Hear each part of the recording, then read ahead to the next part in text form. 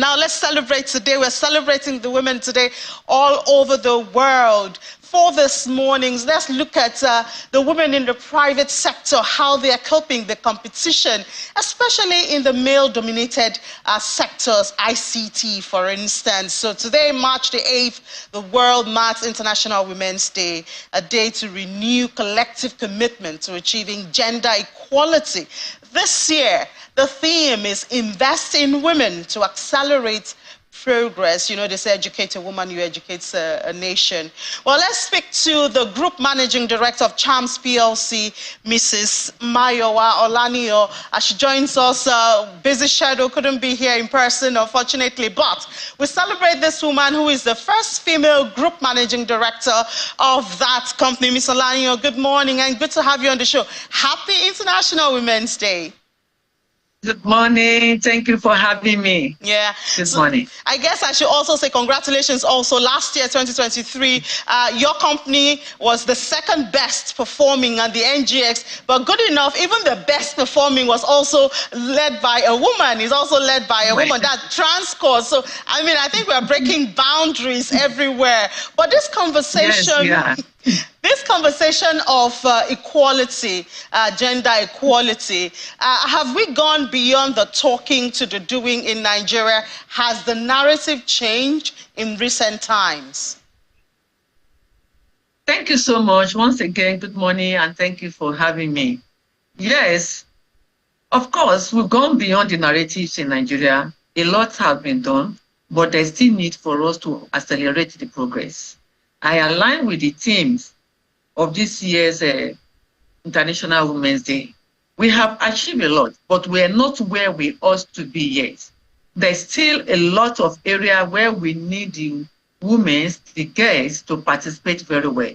I know ICT today, we have a lot of techie ladies, but there's still a lot of fighting land to be cultivated in that area, in which we need to encourage our ladies, our women, invest in them to bring them up to speed, inspire them, instill confidence in them, mentoring them, and bring them up to occupy the right position.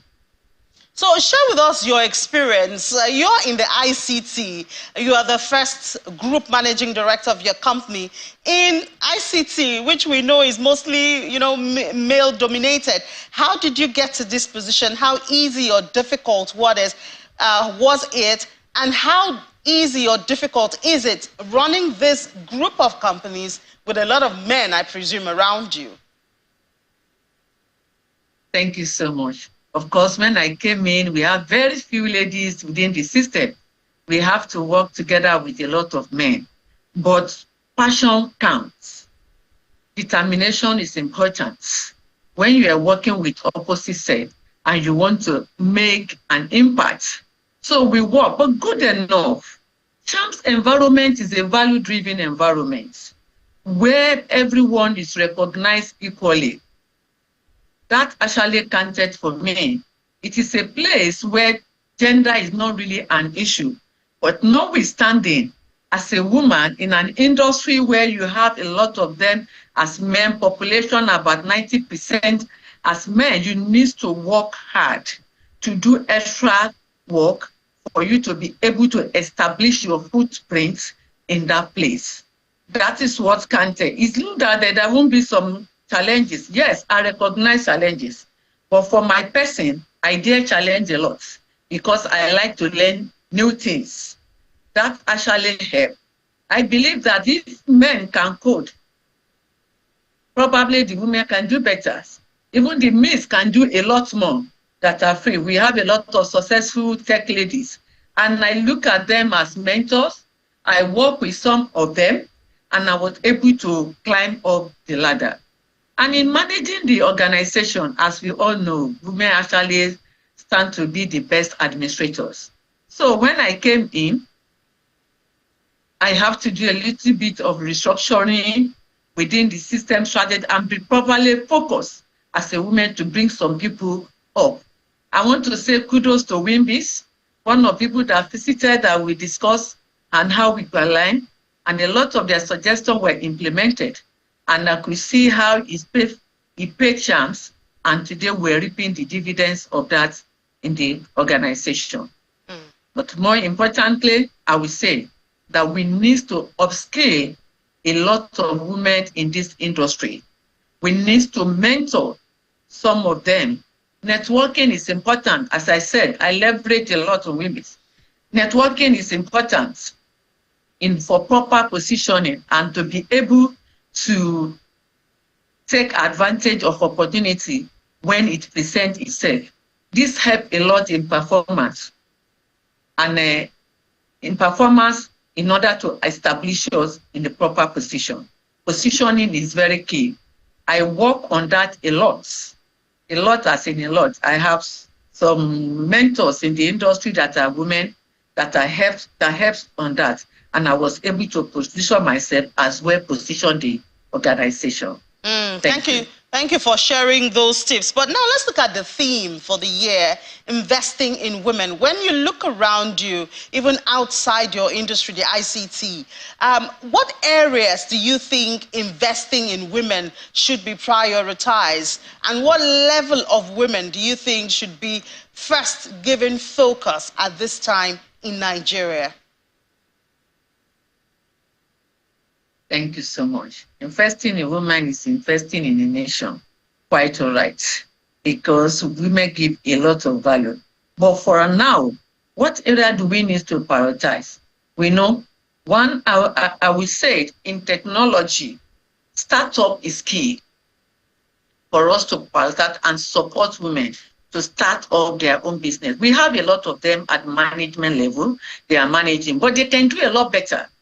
If you are able to transit like a Juliette Hime, the former Google directors, the founder of Beyond the Limits, if you can have a number of that, the like of Damilola Olokesisi, a lot of that in the industry, develop their skill, entrepreneurial skill, beyond working, beyond managing the organization. Let them be able to start their own business, support them, invest in their startup. Apparently, women actually, the organizations that are led by women are more profitable most often than that of their counterparts. If we invest in them and support them, they will be able to bring in up a lot of women that will attain that level as well. As I mentioned, that I leverage on other women that are at the top, that grew me, that mentor me, that supported me to attain this feat. So if we have a lot of women being supported to start their own organization and able to employ others and mentor others as well, I think we will accelerate the progress as we desire. What about from home now? Let's look at the traditional cultural myths that we have, especially in Africa. You know, we did hear that the woman belongs to the kitchen and all of that. How far away are we from those traditional myths at this time? Are parents helping, or do parents still have that mindset that, well, when you get to the home, it's the woman that should, you know, take care of the domestics, and forgetting the talents, you know, that the young girl might have in her? Thank you so much for that crucial point. Unfortunately, some still have that mentality. But the fact of the matter is that home is a joint responsibility. Home is a joint responsibility for both men and women. Yes, women could be a kind of director to manage the home, but it's not as if the talent of the women should be buried in the kitchen, not at all. In this time now, we have a lot of supporting arms you can get at home to support while you direct and you coordinate what they do. But it's not as if to spend this precious time in the kitchen. What we suggest, I would like to recommend, is that to get the appropriate support at home, to jointly be monitored or managed by both man and the woman at home, rather than a woman spending their time in the kitchen. What is required is to get adequate support at home for them to be able to free their time in creating value and developing the economy and country at large. Finally, we'd like for you to share some tips. You know, this day we talk about work-life balance, especially for women. Naturally, a woman has that desire to have her family, to take care of her family. And some part of your years, you know, you give more attention to that. Maybe when the children grow up and all of that. But share with us from your perspective some tips for work-life balance for a woman to grow both at home and in her career. Thank you so much. That is another important topic, and the woman needs to take heed of because of the enormous tasks that actually the woman needs to handle.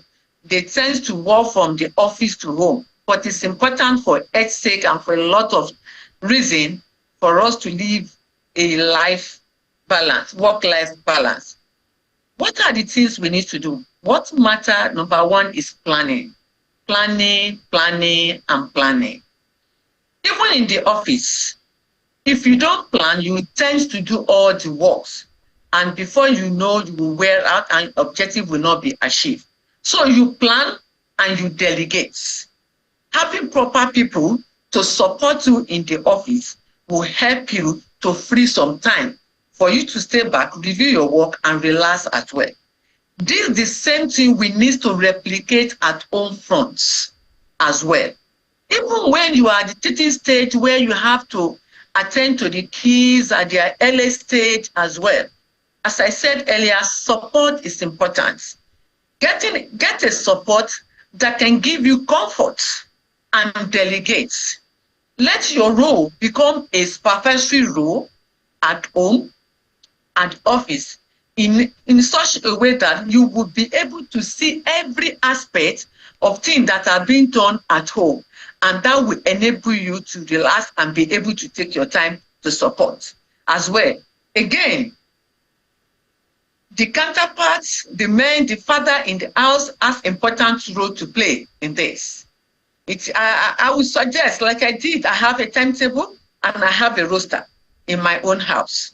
That can be adopted to know when you are meant to stop, when you are meant to rest, when you are meant to take, even though when you are at home, when you are meant to take a leave, a time to rest in your inner room. All this can be outlined and you will follow it. If your partner is the type that is considerate and understand, it will support you to be able to take some time off, even the house, to be able to rest. And that's why we say, don't negotiate your leave. Even at home, in the office, they are the time to rest. So if you have planned and you delegate and you follow the time, your plan, your timetable through, you will be able to rest at appropriate time. This will help you to live a work-life balance.